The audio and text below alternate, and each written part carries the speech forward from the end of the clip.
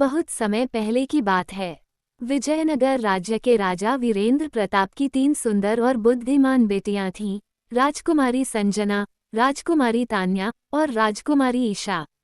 राजा चाहता था कि वे केवल महलों में न रहें, बल्कि अपने जीवन में कुछ बड़ा करें।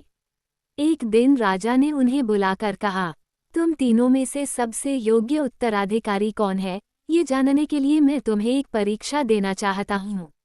राजा ने तीनों को 100 स्वर्ण मुद्राएं दी और कहा, तुम्हें 1 महीने के भीतर इनका उपयोग करके अपनी योग्यता साबित करनी होगी।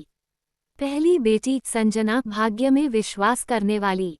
संजना ने सोचा, मेरा भाग्य अच्छा है, मैं कोई भी काम करूंगी तो सफलता मिलेगी। उसने वह धन एक जुआरी को सौंप दिया, जो ये कह रहा था कि वो उसकी दौलत को दोगुना कर देगा। लेकिन कुछ ही दिनों में संजना को पता चला कि वह धोखेबाज था और उसका सारा धन लूटकर भाग गया। दूसरी बेटी तान्या, मेहनत में विश्वास रखने वाली। तान्या ने सोचा, मेहनत से ही सफलता मिलती है। उसने उन 100 स्वर्ण मुद्राओं से अनाज खरीदा और खुद खेतों में मेहनत करके उसे बोया।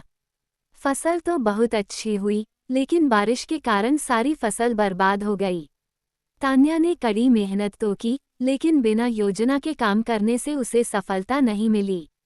तीसरी बेटी ईशा, आत्मनिर्भरता में विश्वास रखने वाली। ईशा ने सोचा, अगर हमें कुछ पाना है तो खुद के हुनर और बुद्धिमानी से ही पाना होगा। उसने उन स्वर्ण मुद्राओं से कच्चा माल खरीदा और गरीब महिलाओं को सिलाई कढ़ाई सिखाने लगी। कुछ ही हफ्तों में वे सुंदर वस्त्र बनाने लगी, जिन्हें ईशा ने बाजार में ऊंची कीमत पर बेचा।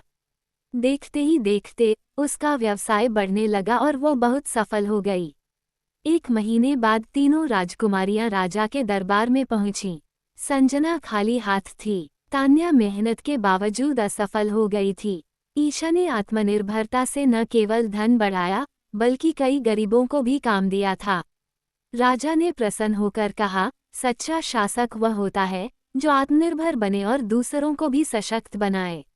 ईशा ने ये साबित कर दिया कि सच्ची सफलता भाग्य या केवल मेहनत से नहीं, बल्कि आत्मनिर्भरता और बुद्धिमानी से मिलती है। इसके बाद राजा ने ईशा को राज्य की उत्तराधिकारी घोषित कर दिया और उसका नाम पूरे राज्य में सम्मान के साथ लिया जाने लगा। ये कहानी हमें सिखाती है कि केवल भाग्य के भरोसे रहना या केवल मेहनत करना ही काफ़ी नहीं है। असली सफलता आत्मनिर्भर बनने, बुद्धिमानी से फैसले लेने और अपने संसाधनों का सही उपयोग करने से मिलती है।